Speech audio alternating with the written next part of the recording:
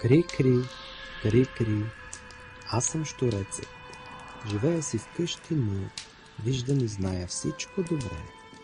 Аз пея най-хубави песни, зная най-хубави приказки. Коя да разкажа? С коя да започна? Ето тази. Наречена тя е Златка, златното момиче. Преди много години в една красива българска къща живеел баща със своята единствена щерка. Минало време и мъжът се оженил за друга жена, която му довела своето момиче. Златке!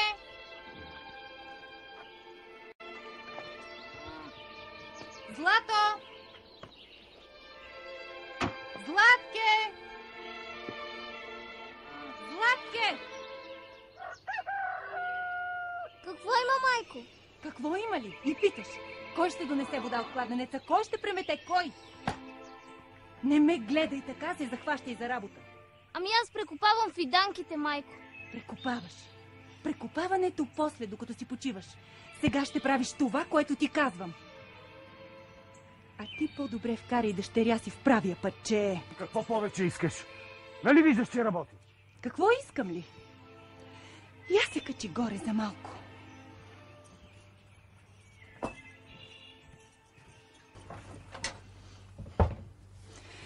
Ох, на мама красавицата. На мама хубавицата. Ела, мама, да те пореши.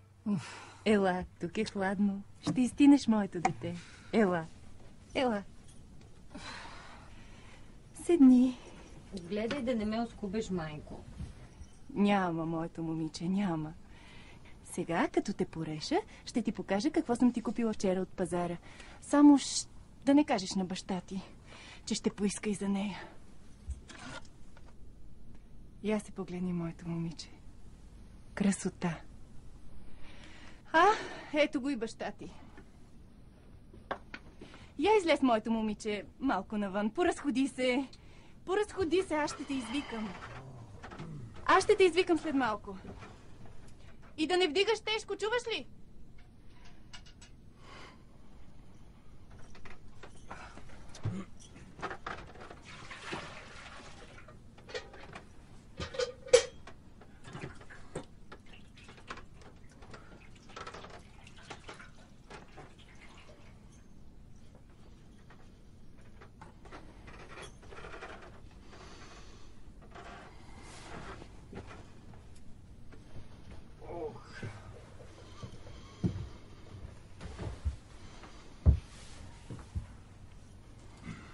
Казвай, какво има? Нямам нищо против Златка. Какво пак, Златка? Ами какво?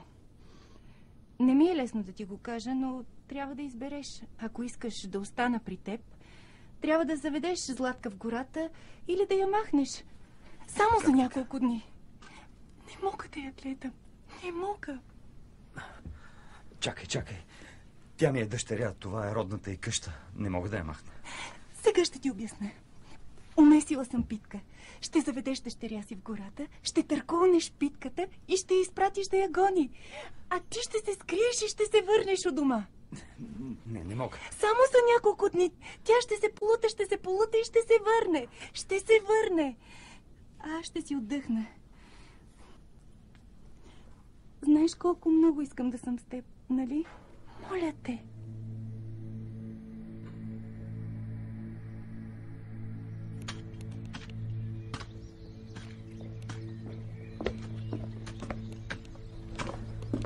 Златке, хайде, татиото, да се поразходим, стига си работил. Добре, татко. Майка ти иска да си починеш и... реших да отидем до извора. Добре. Хайде. Готова съм. Дай ръчица, Чева. Хайде.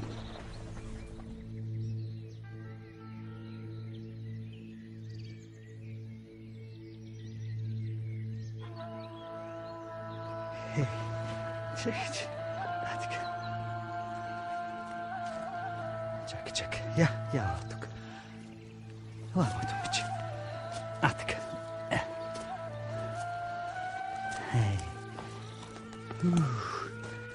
Ей, тия дървета. Така. Ей.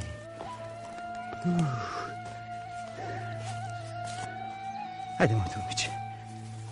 Хайде.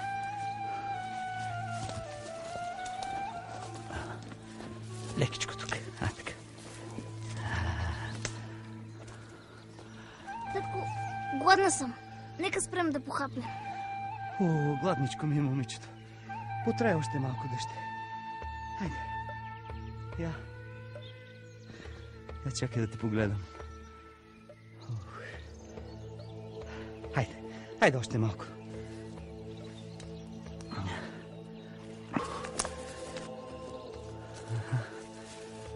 Гладнях, татко. Нека спрем. Нека. Добре, дъще. Тук ще спрем, да. Тук е добре. Ще поседнем. Хайде. Сядай. Атре. Сядай. Ей, аз се изморих, да знаеш. Виж каква хубава питка умесила майка ти. Я пак да те погледам, дъще. Ох, на тати красавицата. Златата. Мишчиката ми. Какво има, тате? Нищо, чедо. Нищо. Сега ще похапнем от питката. Ще пием водичка после от извора. Вземи питката. Дръж питката, Златке! Тичай! Тичай, момичето ми, тичай! Тичай да я стигнеш! Дръж я! Тичай, момичето ми, тичай да я стигнеш! Тичай! Тичай! Тичай! И дано Бог ми прости.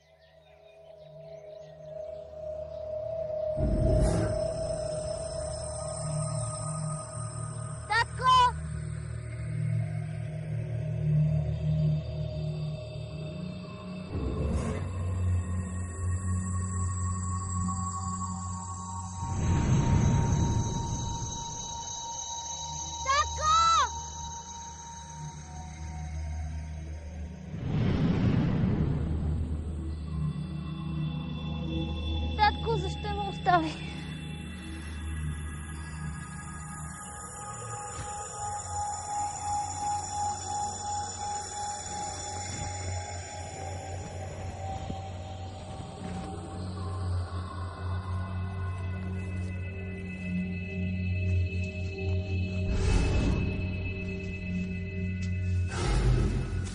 Татко?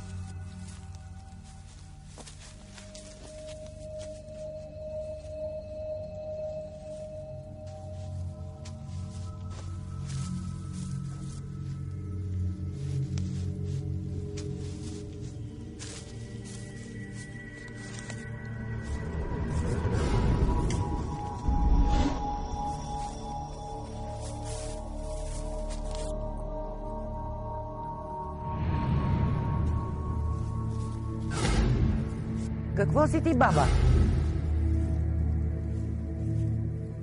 Момче или момиче? Ако си момиче, ела при мен. Ако си момче, иди да се не видиш. Момиче съм, бабо. Като си момиче, ела при мен.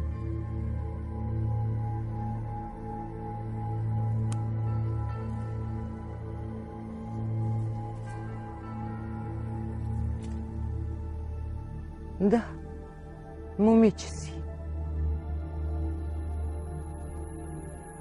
Златка. Така е, бабо. Откъде знаеш? Ела, баби, с мен в колибата. А после ще ти помогна да се прибереш от дома. Хайде.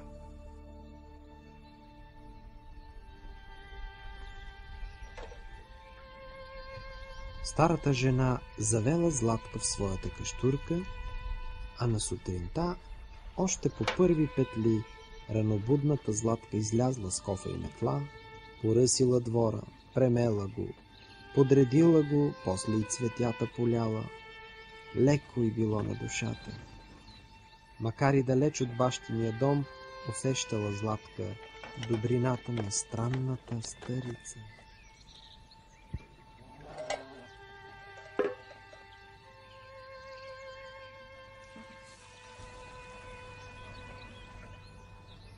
Сладке, учени си малко, баба. Аз отивам на черква, долу в селото. Ей, там са моите дечица. Ма да не се страхуваш. От моите гадинки те не хапят. Не хапят, разбира се.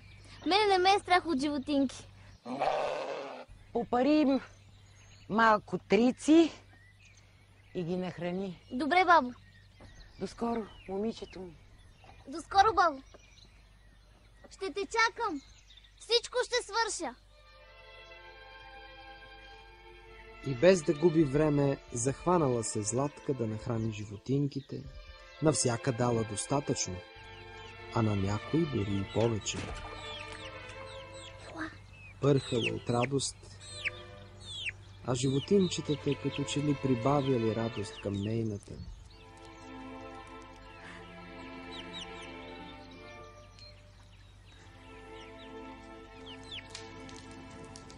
И без сама да усети как времето минало, улисана в работа, Златка дочакала старата жена да се върне в къща.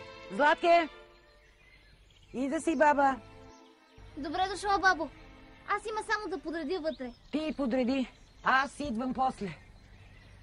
Първо да си видя моите гадинки. Мило!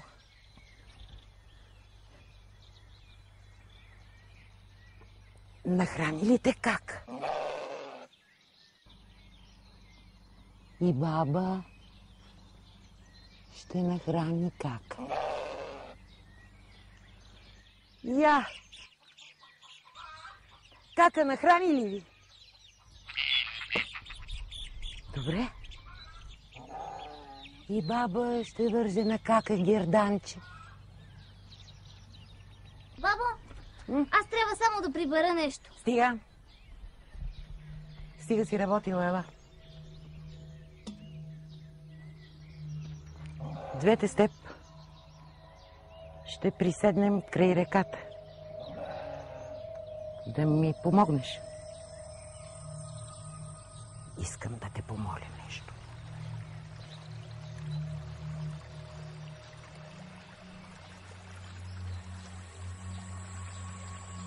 Ето е реката. Тук ще останем.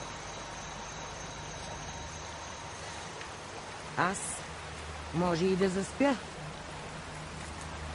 Ама ти внимавай. Скачай. Ако водата потече червена, не ме събужда. Ако потече синя, пак не ме събужда. Но ако потече жълта, веднага да ме събудиш. Много е важно. Добре, бабо, всичко ще направя. Моето момиче, аз ще подремна малко.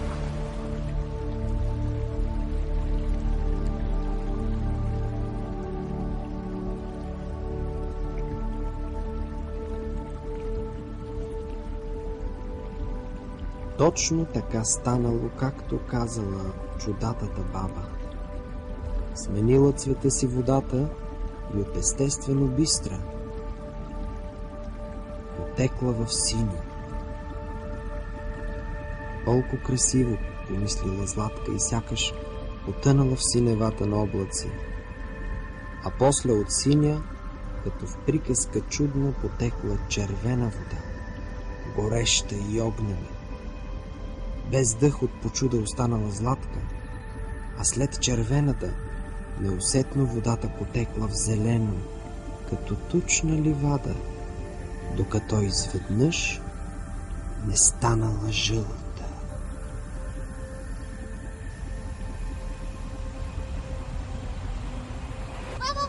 Бабо, събуди се! Реката стана жълта! Събуди се! Скачай! Скачай! Сладки във водата, бързо! Скачай!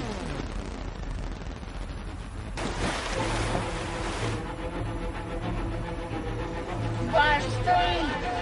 Взимай! Каквото ловиш! Взимай! Взимай!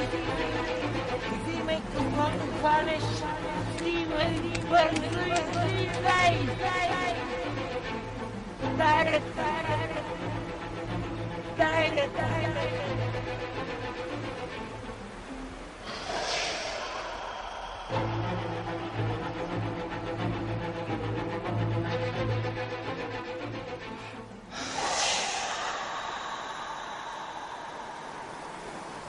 Браво! Момичето ми. Сега си тръгвай за дома. Баща ти тъгува.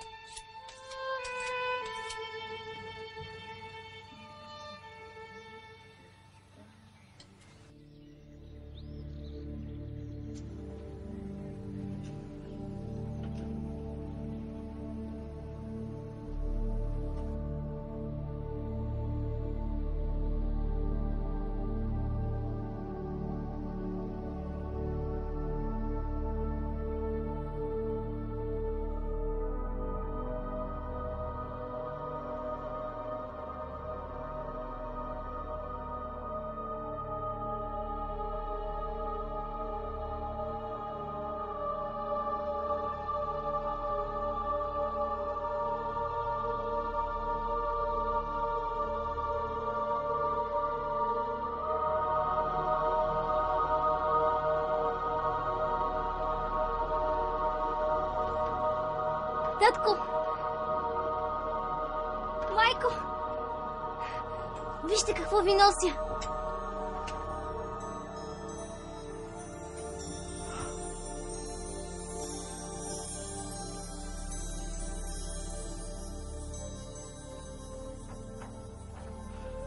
Златке, ела с мен, моето момиче. Ела. Татко! За връщането на Златка смаяла доведената й сестра, зарадвало баща й, но мащехата й от завист не могла да си намери място. Трескаво мислела какво да предприеме. Жено, видя ли я Златка? Видя ли я? Какво е донесла? Георги, слушай. Още днес. Не, още сега да отидеш и да заведеш Цонка на същото място, на което остави Златка. Ама на същото. Добре, ще я заведа. Ама на същото място. На същото ще я заведа. Ще я заведа, как ще я заведа. Само мир да има. Благодаря ти. Хайде, тръгвам. Цонке! Цонке! Мила щерко, я донеси питката, дето изпекох преди малко. Хайде, не се муси. С нея ще идете с татко до гората и там ще я хапнете. Хайде, баща ти знае. Цонке! Хайде! Готова ли си? Готова съм. Хайде да вървим. Айде. Айде, татко. Чакай, леко, не бързай толкова. Айде. Чакай, много бързаш, бе, Чедо. Не. Ево, тук. Чакай, сега аз да мога. И както при Златка, бащата завел Цонка на същото място, поседнали, после на ушки им изпуснал питката, а Цонка хукнала след нея. Изоставил бащата и Цонка, както и Златка. Останала тя сама в гората. После изневиделица се появила същата странна бабичка, която завела Цонка в своята къщурка. А на сутринта, вместо да стане рано, Цонка се пробудила късно, едва когато слънцето вече греело високо. Нищо не казала старата жена, а само помолила Цонка да се погрижи за нейните животинки.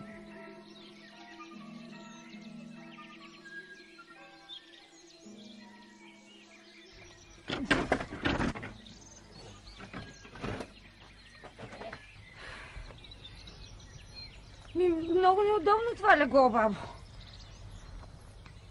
Не можах да се наспя. Ами... Почини си, баба. Да. Аз отивам на черква. Ето това са моите дечица. Попари малко 3 циги нахрани. До скоро. Добре, бабо. Всичко ще направя.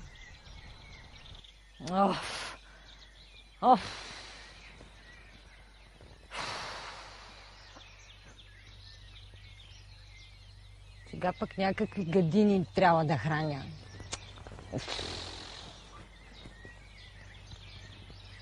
30 ден забърквам. Аз преди това ще си почина. Ей така. Ей така. Бабата нали така каза? Сега сте връщели, де? Поседнала Цонка да си почине и така се унесла в почивката, че заспала сладко и не усетила кога чудатата бабичка се върнала в къща.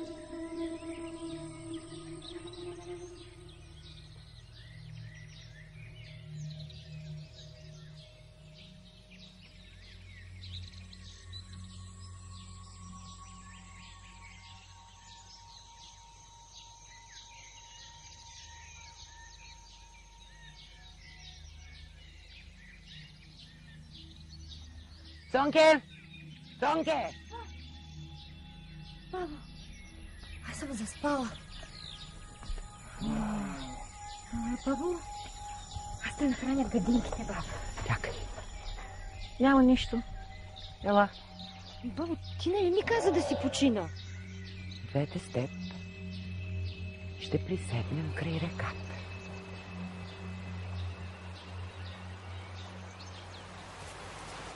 Аз може и да заспя. Ама ти внимавай. Скачи. Ако водата потече синя, не ме събуждай. Добре. Ако водата потече черна, веднага да ме събудиш. Много е важно. Добре, бабо. Моето момиче. Аз ще подремна малко.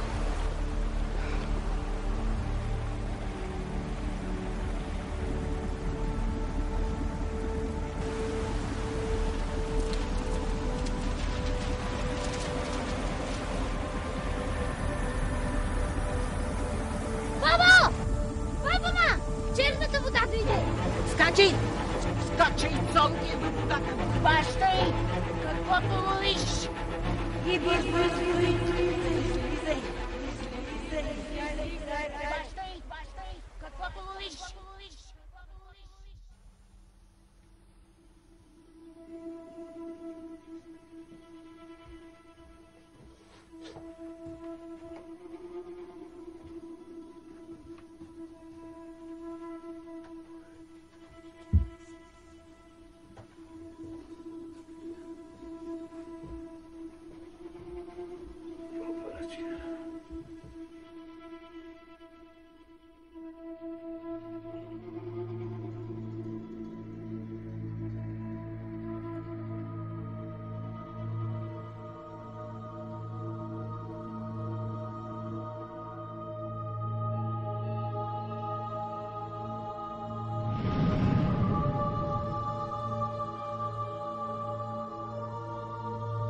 Майко, татко, вижте какво ви нося.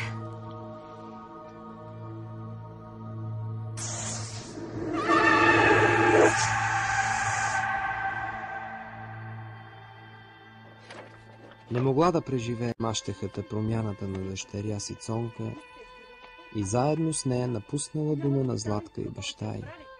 А те двамата останали, заживели в сговор и добрина и, когато пораснала Златка и станала мома за женена, разправят поискал я царският син, защото втора като нея нямало. И заживяла Златка щастливо и весело, чак до края на дните си. Кри-кри, кри-кри, а вие не ме забравяйте. Аз съм до вас, аз съм с вас, защото ви обичам и вярвам във вас. Кри-кри, кри-кри.